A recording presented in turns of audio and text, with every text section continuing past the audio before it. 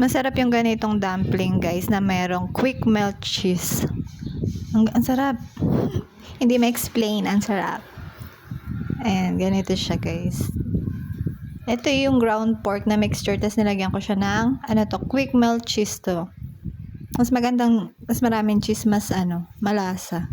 Tsaka pag naprito siya, tunaw na tunaw yung cheese niya, tapos malalasaan mo talaga siya.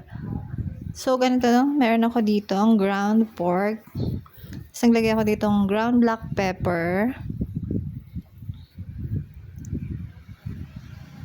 Soy sauce, tapos grated onion and garlic. Ganun lang. Tapos naglagay ako dito ng Italian herbs.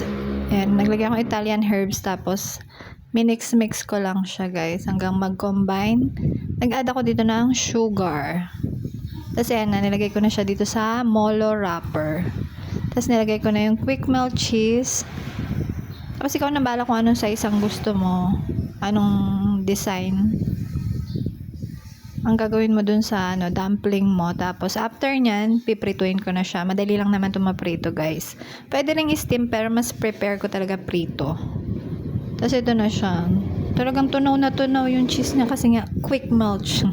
Hindi, ang sarap niya guys, promise. Lagyan nyo ng cheese. Tapos i-dip nyo siya sa mayo.